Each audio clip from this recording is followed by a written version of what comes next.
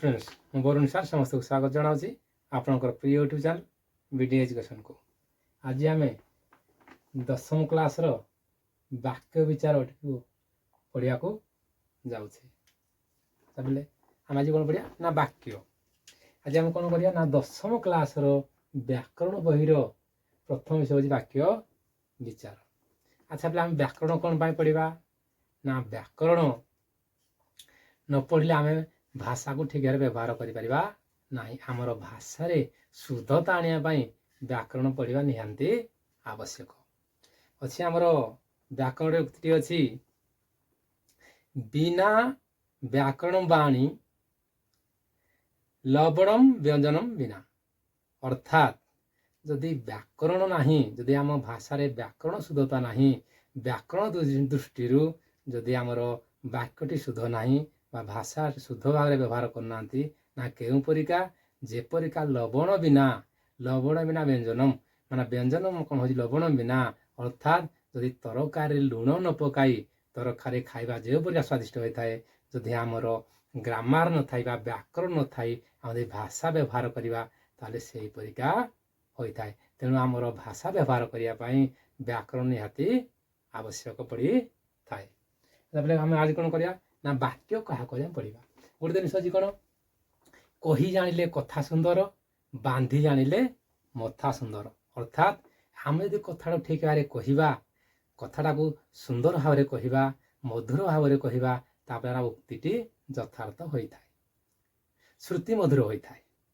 किंतु आम भाषा को ठीक भाव व्यवहार कर जाना ना तेणु कौन होपरी मथाटा को ठीक ना मथा सुंदर देखा ना से कथाटी को आम ठीक भाव कहवा ना ताले कथार मधुरता आसब ना। क्यों परिका आम जो कह गोटे पिला कहवा अरे तो ना कौन से पिलाटी निहाती ताकू उत्तर देवाई कुंठाबोध कर। किंतु आम जदि कहवा अरे पुओ तो नाटी कौन से निहाती आमको आंसरटी दब। तेणु आम एम शिक्षा लाभ कले आम उक्ति ठीक भाव कहवा आवश्यक। तेणु आमर कौन अच्छी ना कही जानिले कथा सुंदर बांधी जानिले मथा सुंदर।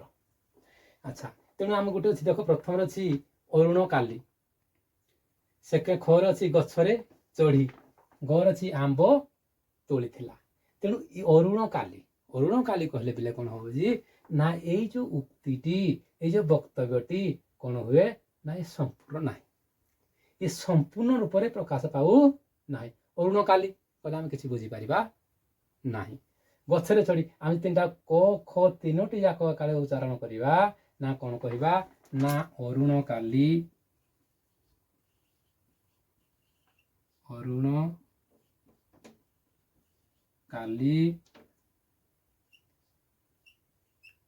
गछरे चढ़ी आंब तोली थिला। आंब तोली थिला। अरुण काली गछरे चढ़ी आंब तोली थिला। अर्थात तेणु यही उक्ति कौन संपूर्ण अच्छी, ये उक्ति कौन वक्तव्य पूरा संपूर्ण अच्छी। अरुण काली गछरे चढ़ी आंब तोली थिला। तेणु आम क ख तीनोटी जाक जो आम तीनोटी पद काट करवा ताले ये कौन ना आमर मनोर भाव को प्रकाश करुच्छी। अर्थात अरुण काली गछरे चढ़ी आंब तोली थिला। किंतु आम खाली कहवा अरुण काली तार उक्ति वक्तव्यटी कौन संपूर्ण नुहे, ये संपूर्ण होई ना। तेणु आम कौन कहवा अरुण काली गछरे चढ़ी आंब तोली थिला। अर्थात ये आमर कौन मनोर भाव को संपूर्ण प्रकाश करुच्छी। तेणु एक बा एकाधिक पद मिलित हो मनोर भाव को संपूर्ण प्रकाश कले ताकू वाक्य कह जाए। तेणु बोले आमर कौन ना ग्रामार गोटे जिनस आमर इंग्राजी अच्छी ना the grammar is a set of rules and regulations which control and teaches us the correct use of the language. अर्थात व्याकरण आमको भाषार शुद्धता आने किपर व्यवहार कर ग्रामार आमको शिखाई थाए। तेणु आम कौन शिक्षा लाभ कले ना एक बा एकाधिक पद मिलित हो मनोर भाव को संपूर्ण रूपे प्रकाश कले ताकू वाक्य कह जाए। एक हो बा एकाधिक पद कौन हुए मिलित हो मनोर भाव को संपूर्ण रूपे प्रकाश कले ताकू आम कौन कहवा ना वाक्य कहवा। अच्छा वाक्य पे आम कौन पढ़ले ना एक बा एकाधिक पद मिलित हो ଯଦି ମନର ଭାବକୁ ସମ୍ପୂର୍ଣ୍ଣ ଭାବେ ପ୍ରକାଶ କରୁଛି ତାକୁ ଆମେ କ'ଣ କହିବା? ବାକ୍ୟ କହିବା। ଏକ ବା ଏକାଧିକ ପଦ ମିଳିତ ହୋଇ ଯଦି ମନର ଭାବକୁ ସମ୍ପୂର୍ଣ୍ଣ ରୂପେ ପ୍ରକାଶ କରୁଛି ତାହେଲେ ଆମେ ବାକ୍ୟ କହିବା। ଆଚ୍ଛା, ତାହେଲେ ବାକ୍ୟ ଗୋଟେ ଶୁଦ୍ଧ ବାକ୍ୟରେ ଆମର ଯୋଗ୍ୟତା, ଆକାଂକ୍ଷା, ଆସକ୍ତି ଏଇ ତିନୋଟି ଜିନିଷ ରହିବା ଆବଶ୍ୟକ। ଯୋଗ୍ୟତା, ଆକାଂକ୍ଷା, ଆସକ୍ତି। ଆଚ୍ଛା, ଆମେ ଯୋଗ୍ୟତା କହିଲେ କ'ଣ ପଢ଼ିବା? ଯୋଗ୍ୟତା। ଆଚ୍ଛା, ପିଲେ ଯୋଗ୍ୟତା ମାନେ କ'ଣ? ନା ଯୋଗ୍ୟତା ପିଲେ ଦେଖ, ଯୋଗ୍ୟତା କହିଲେ ଆମର ମନେକର ଯେକୌଣସି ଗୋଟେ ପୋଷ୍ଟ ବାହାରୁଛି, ଯୋଗ୍ୟତା 10th ପାସ୍। ତାର୍ଥ 10th ତଳକୁ ଯେଉଁମାନେ ଅଛନ୍ତି ସେମାନେ ସେଇ ପୋଷ୍ଟ ପାଇଁ ଉପଯୁକ୍ତ ନୁହନ୍ତି, ସେ ସେଥିରୁ କ'ଣ ବାଦ ପଡ଼ନ୍ତି, ଅର୍ଥାତ୍ ସେଇ ପୋଷ୍ଟ ପାଇଁ ତାର ଯୋଗ୍ୟତା ନାହିଁ। ସେହିପରିକା ଆମର ବାକ୍ୟରେ ମଧ୍ୟ ନା ଗୋଟେ ଯୋଗ୍ୟତା ଥିବା ଦରକାର। ତେବେ ଦେଖ, ବାଳକଟି ଉଡ଼ୁଅଛି, ବାଳକଟି ଉଡ଼ୁଅଛି, ତେଣୁ ବାଳକଟିର ଉଡ଼ିବା କ୍ଷମତା ନାହିଁ, ତେଣୁ ବାଳକଟି ଉଡ଼ି ପାରିବ ନାହିଁ। ଛେଳି ଗୀତ ଗାଉଛି, ଛେଳିଟି କୌଣସି ପ୍ରକାର ଗୀତ ଗାଇପାରିବ ନାହିଁ, ଛେଳିର ଗୀତ ଗାଇବାର ଯୋଗ୍ୟତା ନାହିଁ। ଗଛଟି ପାଣିରେ ଜଳିଗଲା, ତେଣୁ ଗଛ କେବେ ହେଲେ ପାଣିରେ ଜଳିବ ନାହିଁ। ତେଣୁ ଏମାନଙ୍କର କ'ଣ ହୋଇଥିଲେ ନା ବାକ୍ୟ ହେବା ପାଇଁ ଯୋଗ୍ୟତା ନାହିଁ। ତେଣୁ ବାଳକଟି କ'ଣ ହବ ନା ବାଳକଟି ଦୌଡ଼ୁଅଛି, ବାଳକଟି ଦୌଡ଼ୁଅଛି। ସବିତା ଗୀତ ଗାଉଅଛି, ଗଛଟି ନିଆଁରେ ପୋଡ଼ିଗଲା। ଗଛଟି ନିଆଁରେ ପୋଡ଼ିଯିବ, କିନ୍ତୁ ଗଛଟି ପାଣିରେ ପୋଡ଼ିବ ନା ବା ପାଣିରେ ଜଳିବ ନାହିଁ। ଅର୍ଥାତ୍ ଏମାନଙ୍କର କ'ଣ ବାକ୍ୟ ହେବା ପାଇଁ ଏମାନଙ୍କର ଯୋଗ୍ୟତା ନାହିଁ। ତେଣୁ ଆମର କ'ଣ ନା ବାଳକଟି ଉଡ଼ୁଅଛି, ବାଳକ ସହିତ ଉଡ଼ିବାର କୌଣସି ସମ୍ପର୍କ ନାହିଁ ବା ସମ୍ବନ୍ଧ ନାହିଁ। ଛେଳି ଗୀତ ଗାଏ, ଛେଳିର ଗୀତ ଗାଇବାର କୌଣସି ସମ୍ପର୍କ ବା ସମ୍ବନ୍ଧ ନାହିଁ। ସେହିପରିକା ଗଛଟି ପାଣିରେ ଜଳିବାର କୌଣସି ସମ୍ବନ୍ଧ ନାହିଁ। ଏଥିରେ ଆମେ କ'ଣ ବୁଝିଲେ ନା ବାକ୍ୟରେ ବ୍ୟବହାର କରାଯାଇଥିବା ପଦ ଗୁଡ଼ିକର ପାରସ୍ପରିକ ସମ୍ବନ୍ଧକୁ ଯୋଗ୍ୟତା କୁହାଯାଏ। ଅର୍ଥାତ୍ ଗୋଟିଏ ପଦ ସହିତ ଅନ୍ୟ ପଦର ସମ୍ବନ୍ଧ ରହିବା ଆବଶ୍ୟକ। ଯଦି ଠିକରେ ତାର ସମ୍ବନ୍ଧ ନାହିଁ ତାହେଲେ ତାର କ'ଣ ଯୋଗ୍ୟତା ହୋଇପାରିବ ନାହିଁ। ତେଣୁ ଏଥିରେ ଆମେ କ'ଣ ଶିକ୍ଷା ଲାଭ କଲେ ନା ବାକ୍ୟରେ ବ୍ୟବହାର କରାଯାଇଥିବା ପଦ ଗୁଡ଼ିକର ପାରସ୍ପରିକ ସମ୍ବନ୍ଧକୁ ଯୋଗ୍ୟତା କୁହାଯାଏ। ଅର୍ଥାତ୍ ବାଳକଟି ଦୌଡ଼ୁଅଛି, ତେଣୁ ବାଳକ ଦୌଡ଼ି ପାରିବ, ତାହେଲେ ଏଥିରେ କ'ଣ ନା ଏଇ ବାକ୍ୟଟିର ଯୋଗ୍ୟତା, ତେଣୁ ଇଏ କ'ଣ ଗୋଟିଏ ଶୁଦ୍ଧ ବାକ୍ୟ ହୋଇପାରିବ। ଏହାପରେ ପିଲା ଆମେ ପଢ଼ିବା ଆକାଂକ୍ଷା। ଏହାପରେ କ'ଣ ପଢ଼ିବା ନା ଆକାଂକ୍ଷା। ଗୋଟେ ଶୁଦ୍ଧ ବାକ୍ୟରେ ଯୋଗ୍ୟତା, ଆକାଂକ୍ଷା, ଆସକ୍ତି ରହିବା ଆବଶ୍ୟକ। ତେଣୁ ଆମେ ଯୋଗ୍ୟତାରେ ପଢ଼ି ସାରିଲେ, ବର୍ତ୍ତମାନ ଆକାଂକ୍ଷା। ଆକାଂକ୍ଷା କହିଲେ ବୋଲେ ଅପେକ୍ଷା ବା ସାପେକ୍ଷତା। ମଦନ ସହିତ ଆମର ଏଇଟା କ'ଣ, ଏଠାରେ କ'ଣ ହେଉଛି ନା କିଛି ଅପେକ୍ଷା କରୁଛି। ମଦନ ସହିତ କହିଲା କ'ଣ ଏହାର କିଛି ମାନେ ଅର୍ଥ ବୁଝାଇବା ପାଇଁ କିଛି ଆମର ପଦକୁ ଅପେକ୍ଷା କରୁଛି। ଅର୍ଥାତ୍ କ'ଣ ହେଉଛି ନା ମଦନ ସହିତ ତାଙ୍କ ବାପା ଆସିବେ କହିଲେ ଏଇଟା କ'ଣ, ଏଇଟା ଗୋଟେ ବାକ୍ୟ ହେଇଯାଉଛି। କିନ୍ତୁ ମଦନ ସହିତ କହିଲେ ଆମେ ରହିଯିବା ତାହେଲେ ତାର କ'ଣ ଆମେ କିଛି ଅପେକ୍ଷା କଲେ, ଏହାର ଅର୍ଥ ବୁଝିବା କ'ଣ ଆମକୁ ଅପେକ୍ଷା କରିବା ପଡ଼ିଲା। ତେଣୁ ଆମେ କ'ଣ ନା ମଦନ ସହିତ ଏ ଗୋଟେ ବାକ୍ୟ ଶୁଦ୍ଧ ବାକ୍ୟ ହୋଇପାରିବ ନାହିଁ। ଯଦି ଆମେ କ'ଣ କହିବା ନା ମଦନ ସହିତ ତାଙ୍କ ବାପା ଆସିବେ କହିଲେ ଗୋଟେ ଶୁଦ୍ଧ ବାକ୍ୟରେ ପରିଣତ ହେଇପାରିବ। ସେହିପରିକା ରବିବାର ଦିନ ଚପଳା ଡଟ୍ ଡଟ୍ ଡଟ୍ ଡଟ୍, ମାନେ ରବିବାର ଦିନ ଚପଳା ପାଇଁ ଅଟକି ଯିବା ବାପା କ'ଣ ହେଉଛି ଆମର ଅର୍ଥବୋଧକତା ପାଇଁ ଆମକୁ ଅପେକ୍ଷା କରିବାକୁ ପଡ଼ିବ। କ'ଣ କହିବା ନା ରବିବାର ଦିନ ଚପଳା ଭୁବନେଶ୍ୱର ଯିବ। ତେଣୁ ଏଠାରେ କ'ଣ ହେଉଛି ନା ଏଇ ଯେଉଁ ଅର୍ଥବୋଧକତା ପାଇଁ ଏଠାରେ କ'ଣ ଅପେକ୍ଷା କରିବାକୁ ପଡ଼ୁଛି। କିନ୍ତୁ ରବିବାର ଦିନ ଚପଳା ଭୁବନେଶ୍ୱର ଯିବ କହିଲେ ଗୋଟେ ଶୁଦ୍ଧ ବାକ୍ୟରେ ପରିଣତ ହେଇଯିବ। ଯଦି ଆମେ କହିବା ମୁଁ କାଲି କହିଲେ ସେ କ'ଣ ହେଉଛି ନା କିଛି ଅର୍ଥ ପ୍ରକାଶ କରୁନାହିଁ, ଅର୍ଥ ପ୍ରକାଶ କରିବା ପାଇଁ ଅପେକ୍ଷା କରିବାକୁ ପଡ଼ୁଛି। ମୁଁ କାଲି ଭୁବନେଶ୍ୱର ଯିବି, ଏ ଗୋଟେ ଶୁଦ୍ଧ ବାକ୍ୟରେ ପରିଣତ ହୋଇଯିବ। ଆଚ୍ଛା ପିଲା ଆଖ୍ୟା ବୁଝିପାରିଲ ନା କ'ଣ ନା ବାକ୍ୟରେ ଥିବା ଗୋଟିଏ ପଦ ଅନ୍ୟ ପଦ ଗୁଡ଼ିକର ଅର୍ଥବୋଧତା ପାଇଁ ଅପେକ୍ଷା କଲେ ତାହାକୁ ଆକାଂକ୍ଷା କୁହାଯାଏ। ଆଉ ଥରେ ଦେଖ, ବାକ୍ୟରେ ଥିବା ଗୋଟିଏ ପଦ ଅନ୍ୟ ପଦ ଗୁଡ଼ିକର ଅର୍ଥବୋଧକତା ପାଇଁ ଅପେକ୍ଷା କଲେ ତାହାକୁ ଆକାଂକ୍ଷା କୁହାଯାଏ। ଏଠାରେ ଗୋଟେ ପଦ ଅନ୍ୟ ପଦ ଗୁଡ଼ିକର ଅର୍ଥବୋଧତା ପାଇଁ ଆମକୁ ଅପେକ୍ଷା କରିବାକୁ ପଡ଼ୁଛି। ତେଣୁ ଏଇ ଅପେକ୍ଷା କରିବାକୁ ଆମେ କ'ଣ କୁହାଯାଏ ଆକାଂକ୍ଷା କୁହାଯାଏ। ଆଚ୍ଛା ପିଲା ଆମେ ତାପରେ ପଢ଼ିବା କ'ଣ ଆସକ୍ତି। ଆସକ୍ତି କହିଲେ କ'ଣ ଆମେ ଆଶା ପିଲା ଆମେ କ'ଣ ଯୋଗ୍ୟତା ଜାଣିଲେ, ଆକାଂକ୍ଷା ଜାଣିଲେ, ଆସକ୍ତି ପଢ଼ିବା।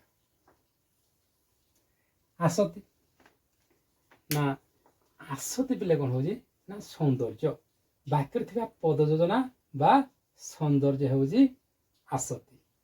ଆଚ୍ଛା ଦେଖ ପିଲେ, ମୁଁ ଗୋଟେ ବାକ୍ୟ କହିବି, ଯିବି ପାଇଁ ପାଠ ପଢ଼ିବା ସ୍କୁଲକୁ। ଯିବି ପାଇଁ ପାଠ ମୁଁ ପଢ଼ିବା ସ୍କୁଲକୁ। ତାର କ'ଣ ହେଉଛି, ଏହା କୌଣସି ଅର୍ଥ ପ୍ରକାଶ କଲା ନାହିଁ। ନା ମୁଁ କେଉଁ ଭଳିଆ କହିବି, ନା ମୁଁ ପାଠ ପଢ଼ିବା ପାଇଁ ସ୍କୁଲକୁ ଯିବି। ଅର୍ଥାତ୍ କେଉଁ ପଦ ପରେ କେଉଁ ପଦ ରହିଲେ ଆମର ବାକ୍ୟର ଅର୍ଥ ବା ଶୁଦ୍ଧ ବାକ୍ୟ ହେଇପାରିବ। এইটা ହେଉଛି ଆମର କ'ଣ, ନା ଆସତି। ପଦଯୋଜନା ବା ସୌନ୍ଦର୍ଯ୍ୟ ହେଉଛି ଆସତି।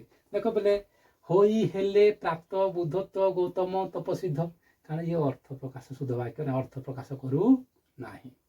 ଉଭୟ ମିଶି ଛବି ଓ ବନ୍ଦନା ଆଙ୍କିଛନ୍ତି ଚନ୍ଦନା, ଇଏ ମଧ୍ୟ କ'ଣ, ଏଇ ଖ ବାକ୍ୟଟି କ'ଣ ହେଉଛି, ନା ୟାର ଶୁଦ୍ଧ ବାକ୍ୟ ଇଏ ହେଉନାହିଁ। କ'ଣ ପାଇଁ, ଇଏ ଅର୍ଥ ପ୍ରକାଶ କରୁ ନାହିଁ। ଅର୍ଥାତ୍ ଏହାକୁ ଯଦି ଆମେ କ'ଣ କହିବା, ଗୌତମ ତପସିଦ୍ଧ ହୋଇ ବୁଦ୍ଧତ୍ୱ ପ୍ରାପ୍ତ ହେଲେ। ଅର୍ଥାତ୍ କେଉଁ ପଦ ପରେ କେଉଁ ପଦ ରହିଲେ ସୌନ୍ଦର୍ଯ୍ୟ ହେବ, ପଦ ନା ସୌନ୍ଦର୍ଯ୍ୟ ହେବ, ସେଇଟା ହେଉଛି ଆସତି। ଅର୍ଥାତ୍ ଗୌତମ ତପସିଦ୍ଧ ହୋଇ ବୁଦ୍ଧତ୍ୱ ପ୍ରାପ୍ତ ହେଲେ, ଅର୍ଥାତ୍ ଇଏ ଗୋଟେ ହେଉଛି ଶୁଦ୍ଧ ବାକ୍ୟ। ଆଉ ଗୋଟେ ହେଉଛି କ'ଣ, ଉଭୟ ମିଶି ଛବି ଓ ବନ୍ଦନା ଆଙ୍କିଛନ୍ତି ଚନ୍ଦନା, ଚନ୍ଦନା ଓ ବନ୍ଦନା ଉଭୟ ମିଶି ଏ ଛବି ଆଙ୍କିଛନ୍ତି। এইটা ଗୋଟେ ହେଉଛି ଆମର କ'ଣ, ନା ଶୁଦ୍ଧ ବାକ୍ୟ। ତେଣୁ ପଦ ଯୋଜନା ବା ସୌନ୍ଦର୍ଯ୍ୟ ହେଉଛି ଆସନ୍ତି। କେଉଁ ପଦ ପରେ କେଉଁ ପଦ ରହିଲେ ବାକ୍ୟର ସୌନ୍ଦର୍ଯ୍ୟ ବୋଧ ହେବ, ତେଣୁ ସେଇଟା ହେଉଛି ଆମର କ'ଣ, ଆସନ୍ତି। ତେଣୁ ଆମେ କ'ଣ ବୁଝିଲେ, ନା ବାକ୍ୟରେ ଥିବା ପଦ ଯୋଜନା ବା ସୌନ୍ଦର୍ଯ୍ୟ ହେଉଛି ଆସନ୍ତି। ଏହାଦ୍ୱାରା କାହା ପରେ କେଉଁ ପଦ ରହିଲେ ତାହା ବାକ୍ୟର ଭାବକୁ ସ୍ପଷ୍ଟ ଭାବରେ ପ୍ରକାଶ କରିବ, ତାହା ବୁଝାଇଥାଏ। ଆସତି ମଧ୍ୟ ପଦ ବିନ୍ୟାସ କୁହାଯାଏ। ଆଚ୍ଛା ବୋଲେ ପରୀକ୍ଷାରେ କ୍ୱେଶ୍ଚିନ୍ ଆସିପାରେ, ଆସତି କ'ଣ କୁହାଯାଏ, ନା ପଦ ବିନ୍ୟାସ। ଆସତିକି ମଧ୍ୟ ପଦ ବିନ୍ୟାସ କୁହାଯାଏ। ତେଣୁ କେଉଁ ପଦ କାହା ପରେ ରହିଲେ ବାକ୍ୟର ଭାବକୁ ସ୍ପଷ୍ଟ ଭାବରେ ବୁଝାଇ ହେବ, ସେଇଟା ହେଉଛି କ'ଣ, ନା ଆସତି। ଆଚ୍ଛା ପିଲା ଆମେ କ'ଣ ପଢ଼ିଲେ, ନା ବାକ୍ୟ ପଢ଼ିଲେ। ତାପରେ କ'ଣ ପଢ଼ିଲେ, ନା ଏକ ବା ଏକାଧିକ ପଦ ମିଳିତ ହୋଇ ସମ୍ପୂର୍ଣ୍ଣ ଭାବେ ମନର ଭାବ ଦେଇ ପ୍ରକାଶ କରୁଛି ଗୋଟେ ବାକ୍ୟ କୁହାଯାଏ। ଦୁଇରେ କ'ଣ ହେଉଛି, ନା ଗୋଟେ ଶୁଦ୍ଧ ବାକ୍ୟରେ ଯୋଗ୍ୟତା, ଆକାଂକ୍ଷା, ଆସତି ରହିଥାଏ। ଯୋଗ୍ୟତା କହିଲେ କ'ଣ, ନା ବାକ୍ୟରେ କ'ଣ ହୁଏ, ନା ବ୍ୟବହାର କରାଯାଉଥିବା ପଦ ଗୁଡ଼ିକର ପାରସ୍ପରିକ ସମ୍ବନ୍ଧକୁ ଯୋଗ୍ୟତା କୁହାଯାଏ। ତାପରେ ରହିଲା ଆକାଂକ୍ଷା। ଆକାଂକ୍ଷା ରହିଲେ ପିଲା କହିଲେ କ'ଣ, ନା ଅପେକ୍ଷା। ଆକାଂକ୍ଷା କହିଲେ କ'ଣ, ନା ଅପେକ୍ଷା। ବାକ୍ୟରେ ଗୋଟିଏ ପଦ ଅନ୍ୟ ପଦ ଗୁଡ଼ିକର ଅର୍ଥବୋଧକତା ପାଇଁ ଅପେକ୍ଷା କଲେ ତାହା କ'ଣ କୁହାଯାଏ, ନା ଆକାଂକ୍ଷା କୁହାଯାଏ।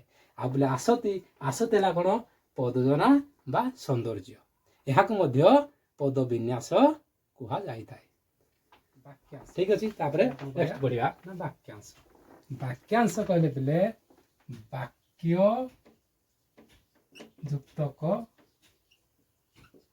ଅଂଶ, ବାକ୍ୟ ଯୁକ୍ତ ଅଂଶ ବାକ୍ୟାଂଶ। ଅର୍ଥାତ୍ ଆମେ କହିବା ହରିହରଙ୍କ କଥା ଶୁଣି ମା, ହରିହରଙ୍କ କଥା ଶୁଣି ମା। ତେଣୁ ଇଏ କୌଣସି କ'ଣ ଅର୍ଥ ପ୍ରକାଶ କରୁ ନାହିଁ। ହରିହରଙ୍କ କଥା ଶୁଣି ମା, ତେଣୁ ଇଏ କ'ଣ ହେଉଛି ଗୋଟେ ବାକ୍ୟର ଅଂଶ।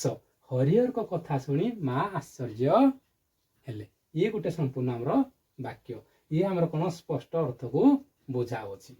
ହରିହରଙ୍କ କଥା ଶୁଣି ମା ଆଶ୍ଚର୍ଯ୍ୟ ହେଲେ, ତେଣୁ এই ପଦଟିକୁ ଆମକୁ କ'ଣ, ନା ସଂଯୋଗ କରିବାକୁ ପଡ଼ିଲା। ହରିହରଙ୍କ କଥା ଶୁଣି ମା ଆମେ ଆଶ୍ଚର୍ଯ୍ୟ ହେଲେ କହିବା, ତାହେଲେ ଇଏ ହେଉଛି କ'ଣ, ନା ଆମର ବାକ୍ୟାଂଶ। ଇଏ ଗୋଟେ ହେଉଛି କ'ଣ, ନା ବାକ୍ୟାଂଶ। ଆମେ ଯଦି ଏହା ପରେ ଆଶ୍ଚର୍ଯ୍ୟ ହେଲେ ଯୋଡ଼ିଦେବା, ତାହେଲେ ଗୋଟେ ସମ୍ପୂର୍ଣ୍ଣ ବାକ୍ୟରେ ପରିଣତ ହୋଇଯିବ। ଯଦି ଆମେ ହରିହରଙ୍କ କଥା ଶୁଣି ମା କହିବା, ତାହେଲେ ଇଏ ଗୋଟେ ହେଉଛି କ'ଣ, ନା ବାକ୍ୟାଂଶ। ଆମକୁ ସମ୍ପୂର୍ଣ୍ଣ ବାକ୍ୟ କରିବାକୁ ହେଲେ ହରିହରଙ୍କ କଥା ଶୁଣି ମା ଆଶ୍ଚର୍ଯ୍ୟ ହେଲେ। ସେହିପରିକା ଘଣ୍ଟା ବାଜିଲା ଅଥଚ ପିଲାମାନେ, ଘଣ୍ଟା ବାଜିଲା ଅଥଚ ପିଲାମାନେ ଶ୍ରେଣୀକୁ ଆସିଲେ ନାହିଁ, ଶ୍ରେଣୀକୁ ଆସିଲେ ନାହିଁ। ଇଏ ଗୋଟେ ଆମର ସମ୍ପୂର୍ଣ୍ଣ ବାକ୍ୟରେ ପରିଣତ ହୋଇଗଲା। ଘଣ୍ଟା ବାଜିଲା ଅଥଚ ପିଲାମାନେ ଶ୍ରେଣୀକୁ ଆସିଲେ ନାହିଁ, ଇଏ ଗୋଟେ ଆମର ସମ୍ପୂର୍ଣ୍ଣ ବାକ୍ୟରେ ପରିଣତ ହୋଇଗଲା। ଯଦି ଘଣ୍ଟା ବାଜିଲା ଅଥଚ ପିଲାମାନେ କହିବା, ସେଇଟା ହେଉଛି କ'ଣ, ନା ବାକ୍ୟାଂଶ। ବୁଝିବ କ'ଣ, ବାକ୍ୟାଂଶ। ସେହିପରିକା ବାକ୍ୟରେ ବୁଝା ପଡ଼ୁଥିବା ନିର୍ଦ୍ଦିଷ୍ଟ ଅଂଶକୁ ବା ନିର୍ଦ୍ଦିଷ୍ଟ କେତୋଟି ପଦ ସହଯୋଗକୁ ବାକ୍ୟାଂଶ କୁହାଯାଏ। ବାକ୍ୟରେ ବୁଝା ପଡ଼ୁଥିବା ନିର୍ଦ୍ଦିଷ୍ଟ ଅଂଶକୁ ବା ନିର୍ଦ୍ଦିଷ୍ଟ କେତୋଟି ପଦ ସହଯୋଗକୁ ବାକ୍ୟାଂଶ କୁହାଯାଏ। ଇଏ ହେଉଛି କ'ଣ, ନିର୍ଦ୍ଦିଷ୍ଟ ଗୋଟିଏ ଅଂଶ। ବାକ୍ୟର ଅଂଶ ବାକ୍ୟାଂଶ। ତେଣୁ ବୋଲେ ବୁଝିଲ ନା ବାକ୍ୟାଂଶ କଲେ କ'ଣ ନା ବାକ୍ୟରେ ବୁଝା ପଡ଼ୁଥିବା ନିର୍ଦ୍ଦିଷ୍ଟ ଅଂଶକୁ ବା ନିର୍ଦ୍ଦିଷ୍ଟ କେତୋଟି ପଦ ସଂହତିକୁ ବାକ୍ୟାଂଶ କୁହାଯାଏ। ୟା ପରେ ପିଲେ ପଢ଼ିବା ଆମେ କ'ଣ ନା ଖଣ୍ଡ ବାକ୍ୟ। କ'ଣ ପଢ଼ିବା ନା ଖଣ୍ଡ ବାକ୍ୟ। ଖଣ୍ଡ ବାକ୍ୟ କ'ଣ ପଢ଼ିବା ନା ଖଣ୍ଡ ବାକ୍ୟ। ନା ଖଣ୍ଡ ବାକ୍ୟ କ'ଣ ନା ଦେଖ ଗୋଟେ ଉଦାହରଣ ଅଛି ଆମର ଯେଉଁମାନେ ବୃଥାରେ ସମୟ କାଟନ୍ତି। ଯେଉଁମାନେ ବୃଥାରେ ସମୟ କାଟନ୍ତି। ଆଚ୍ଛା ପିଲେ ଦେଖ ଯେଉଁମାନେ ବୃଥାରେ ସମୟ କାଟନ୍ତି। ଏଠି ପିଲେ କ'ଣ ହେଲା ନା ଯେଉଁମାନେ ହେଇଗଲା କ'ଣ କର୍ତ୍ତା।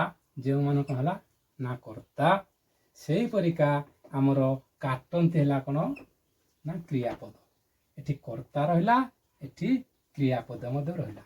ତେଣୁ ଏଠି କର୍ତ୍ତା କ୍ରିୟାପଦ ରହି ମଧ୍ୟ ସମ୍ପୂର୍ଣ୍ଣ ରୂପେ ମନର ଭାବକୁ ପ୍ରକାଶ କରୁ ନାହିଁ। ତେଣୁ ଇଏ କର୍ତ୍ତା ଅଛି ଇଏ ମଧ୍ୟ କ୍ରିୟା ଅଛି। ତେଣୁ କର୍ତ୍ତା କ୍ରିୟା ପଦ ଥାଇ ମଧ୍ୟ ଇଏ ମନର ଭାବକୁ ସମ୍ପୂର୍ଣ୍ଣ ରୂପେ ପ୍ରକାଶ କରୁ ନାହିଁ। ସେଇଥିପାଇଁ ଏଇଟା ହେଇଯିବ ଆମର କ'ଣ ନା ଖଣ୍ଡ ବାକ୍ୟ। ଆଚ୍ଛା ବୋଲେ ସେକେଣ୍ଡ ଦେଖ କିଏ ପ୍ରଥମ ହେବ। କିଏ ପ୍ରଥମ ଏଠି ହେଇଗଲା ଆମର କିଏ ହେଲା କର୍ତ୍ତା।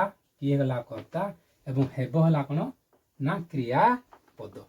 ତେଣୁ ଏଠି କ'ଣ ହେଉଛି ନା କର୍ତ୍ତା ରହିଲା କ୍ରିୟାପଦ ରହିଲା। କର୍ତ୍ତା ରହିଲା କ୍ରିୟାପଦ।